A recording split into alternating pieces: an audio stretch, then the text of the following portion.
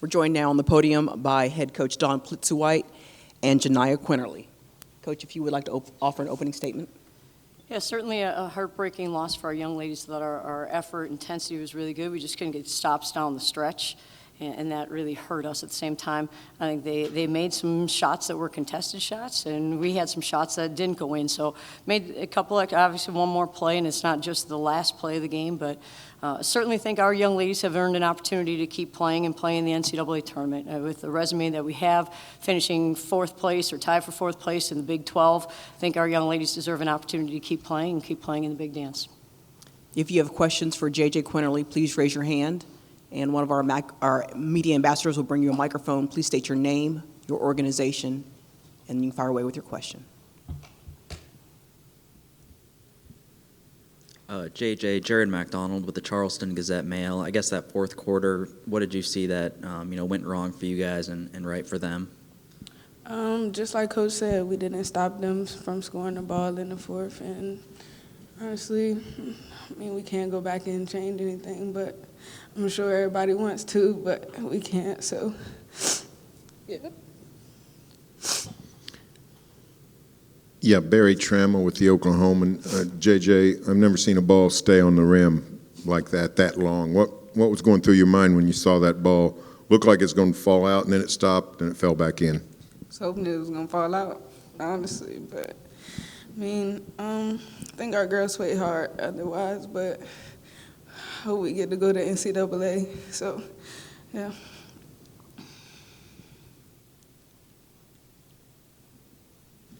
Tanner Lambert, U92, student radio at WVU. JJ, Maddie had another 20-point game, and her individual effort all season, but especially over these last 4 games where you guys had won 3 in a row coming into it. For her, if this is it, what are you guys going to say to her and send her off with? Maddie's been with West Virginia for a long time, as y'all can see, and just her going out like this, it hurts me, and I know it hurts her so much more, but just say to her that we love her. We will always be here for her with anything.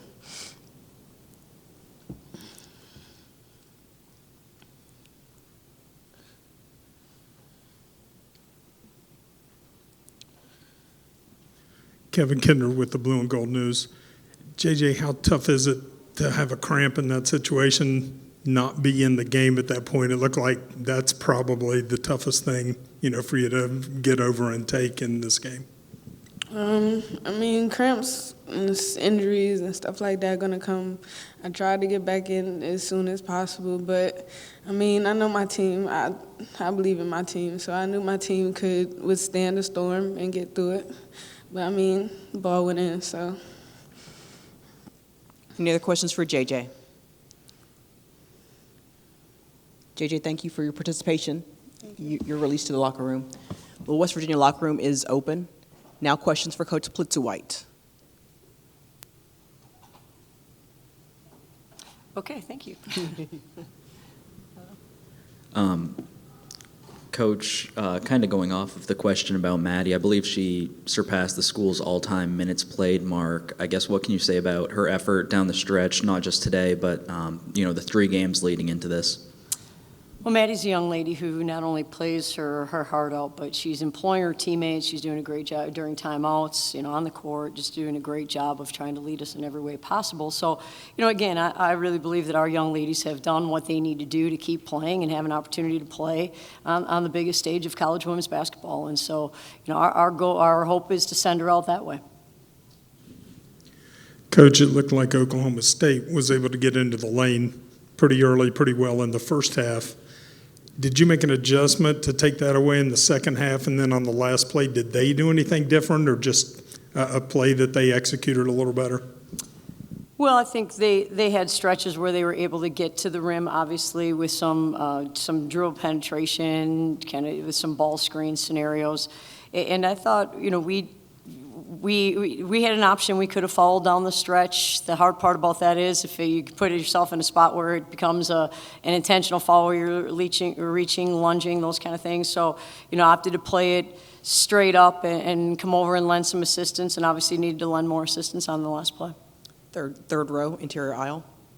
I was going to ask you about that. You guys had a foul to give, so Right. you made the choice to. We made the choice, yeah. Okay.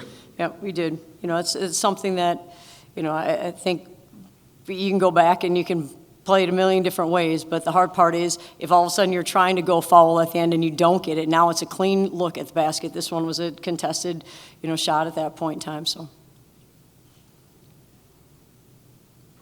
Second row.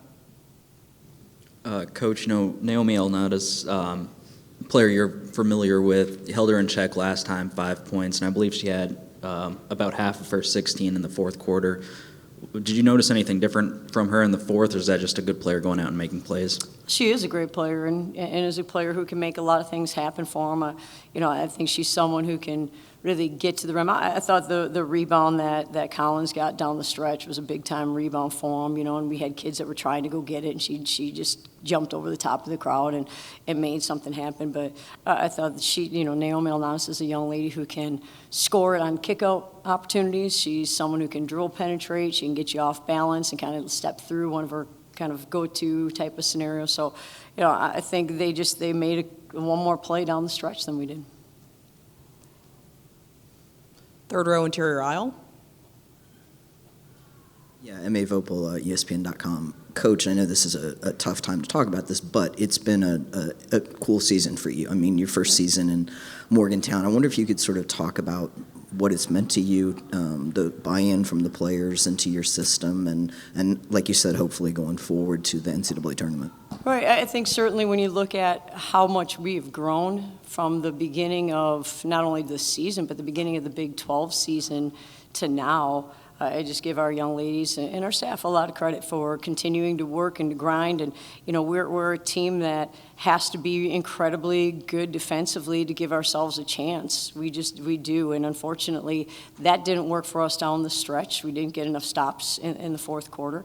You know, but I think our young ladies probably exceeded a lot of expectations. And I think their ability, their warmth, their connectiveness, all those types of things continued to grow and will continue to grow throughout the season yet, because I just don't believe that we're done. And I don't believe that our ladies should be done. I don't. I think to finish 10-8 in the Big 12 in a great conference, to finish the year, I think we, in the regular season, obviously not this game, but won 5 of our last 7 and upset 2 top 25 teams, AP top 25 teams. And, you know, I think there are at least 6 wins that we had of teams that are projected to be in the NCAA tournament. So I believe that we should have an opportunity. If not, that's going to be really tough for the Big 12. That's not only tough for our program, that's really tough for the Big 12 if we don't have a chance to keep playing in the big dance. Coach Plitzuweit, thank you for your time. Thank you. West Virginia locker room is open.